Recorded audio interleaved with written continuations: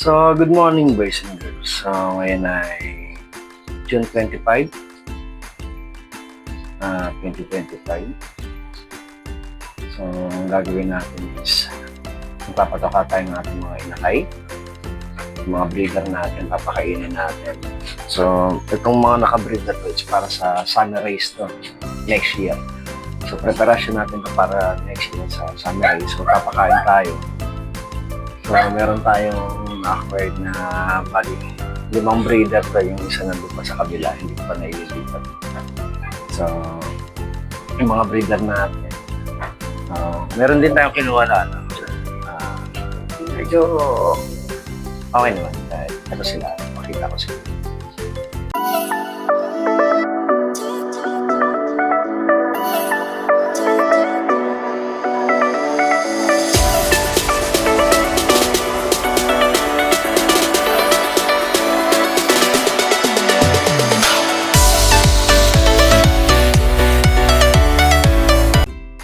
So, yan yung ating unang breeder. So, update nga pala. So, yung mga breeder natin na una, sila Hulya, wala natin. Kasi hindi sila nakabalik. Sabihin na to natin sila nakabanatuan. Hindi sila nakawi. Ang nakawi lang si Hansel, si Gretel, si Basha, saka si Ashrama. So, nung apat na yon, binato natin ulit ng Santa Fe. Ang nakauwi na lang doon, dalawa. Si Shirama, pati si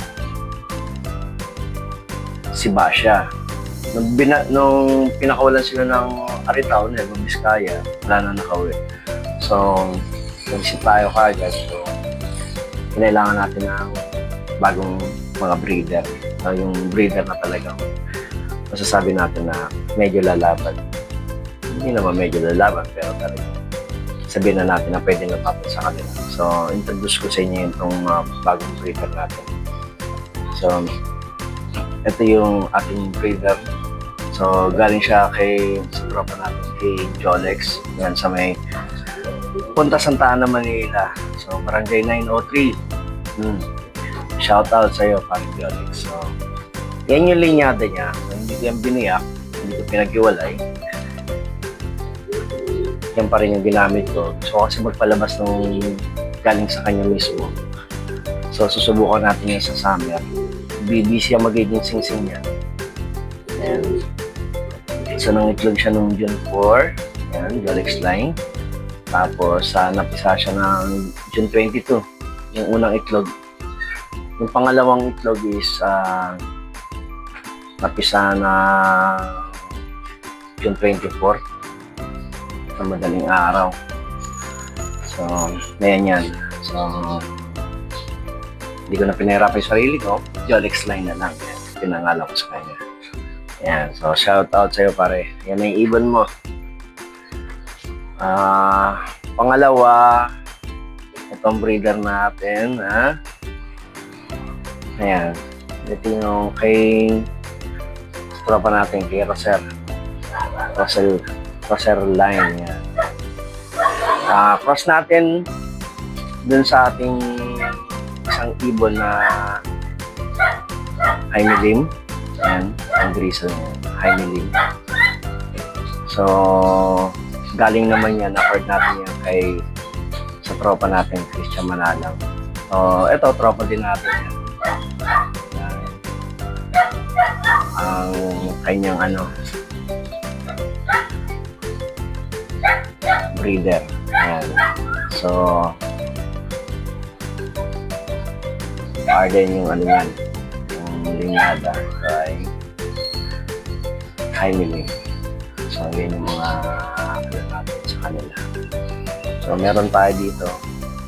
So, shoutout kay paring Christian Manalang, saka kay Bro Roser Paul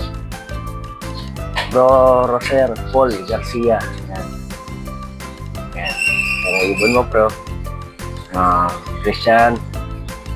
Yan ang ibon mo.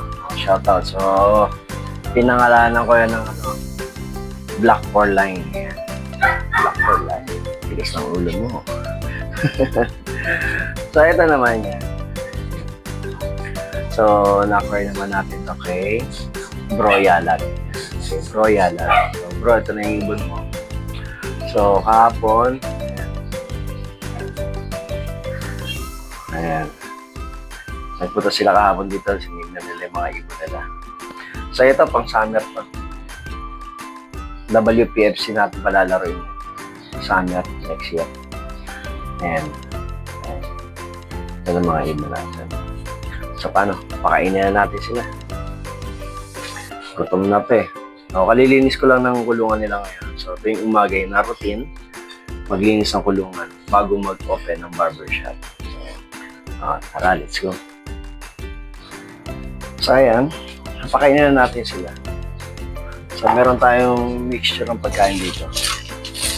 Yan. Yan yung mixture nila. So, halo-halo na yan. Ayan. Yan. So, yan yung mixture ng pagkain natin. Tatakalan natin sila. Tatakalan na natin sa 4. Takal tayo sa 4. So, alam na nila, nakakain na sila. O, punasan muna natin. Sa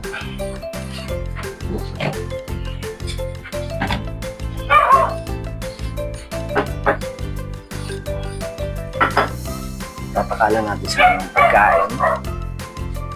Focus lang natin yung camera. Ayan. Ayan. So, tatakalan natin sila. Tatakalan natin yung pagkain. So, ayan yung pagkain nila. Kailangan maubos sila ito. Kasi pag hindi nila naubos ito,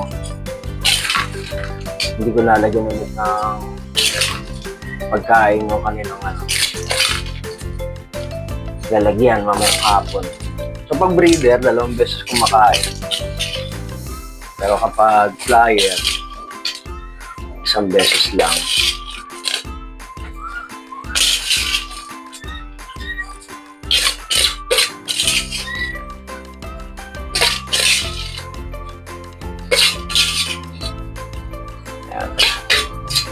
Alam na nila. Alam na nila. Kakain na sila.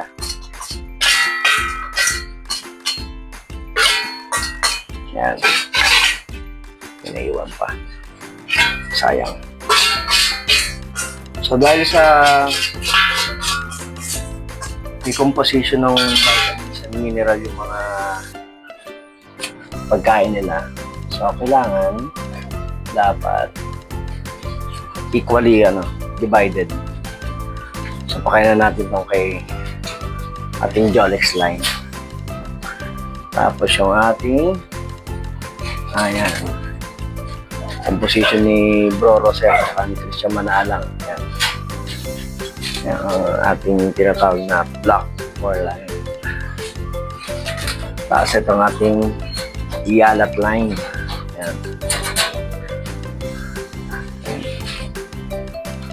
Tapos itong isa. Yan.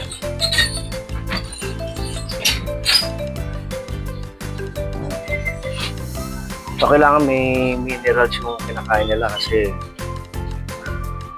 para pag isinubo nila sa mga anak nila, may papasa nila sa mga anak nila yung vitamins and minerals na kailangan.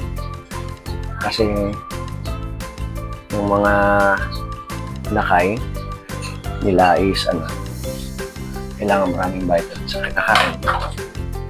So, ito sila pakita ko. Yan yung nakay. Yan, maliit pa. Yan. Yan. Ito.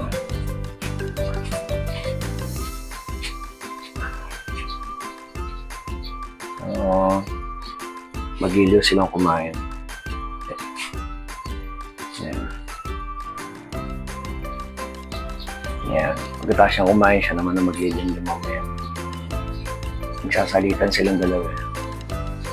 Itong yalat line, ayan. So, nabuhay dito, isa lang. Kasi natapakan niya eh. Dito naman, isa lang din kasi noong nakaraan kasi nasa labas to. Itong dalawang breeder ko na to. Dati, pag nag-breeder ako sa labas, kahit umuulan, hindi napapasa. Ewan ko ba bakit parang umikot ang panahon. Nakapag yung hangin sa kanila na ang papunta. So, kaya pinasok ko na para at least matutukan. So, yung nasa labas, puro ano yun, ang palipad yun, mga flyer yun. So, ito ang ating mga breeder dito sa loob. So, meron pa akong balang yun na bali 3 breeder cage pa din. So, ayan. Ayan sila. So, kami ako nabibigyan ng ng inom niya kasi binigyan ko kagad yan. Hindi nakakain yan. Iinom na lang. So, hinihintay ko munang maubos sila yung pagkain nila. Ayan.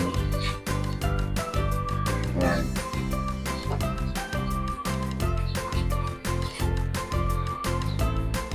Ayan. Ayan sila. Talaga mag-ilaw sila kumain. So, yung mga aso natin dito, nilipatan natin sa kabila. Binabalik lang natin sila paggabi. Ayan. Pero pag umaga, nilalabas natin yung mga aso natin. Ayan. Kasi ayaw ni Mrs. yung amoy ng ihi. Masakit sa ilong niya. So, naging matalas yung pang-amoy niya mula nung nagkasakit siya. So, matalas na yung pang-amoy niya, lalo pang tumalas. Masyado na naging sensitive yung pang-amoy niya. So, halos tapos na sila kumain. Ayan. Halos tapos na. Ganyan lang naman kumain yung mga yan. Maya-maya, babalikan nila yan. Babalikan nila yung pagkain nila. So, painumin natin sila. So, meron akong tinimplang juice para sa kanila. Juice nila yan. Ayan. Tara, painumin na natin. So, painumin natin sila. So, ano lang naman to. Simpleng inumin lang dahil Merkulis ngayon, electrolyte sila. Electrolyte sila. Electrolytes.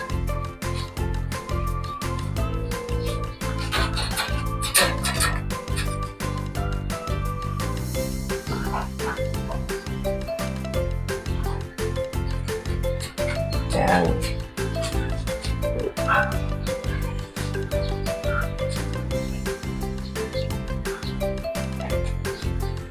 So, matakaw sila sa tubig. Matakaw sila sa inumin.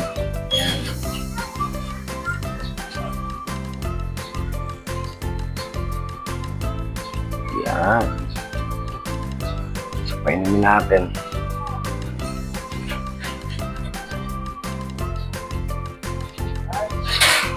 Yan.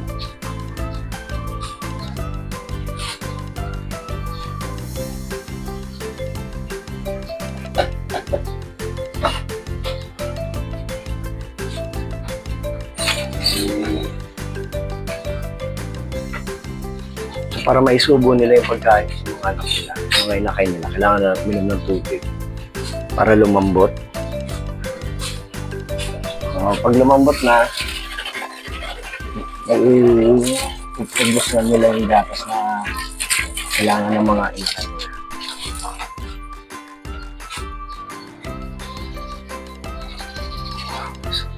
So,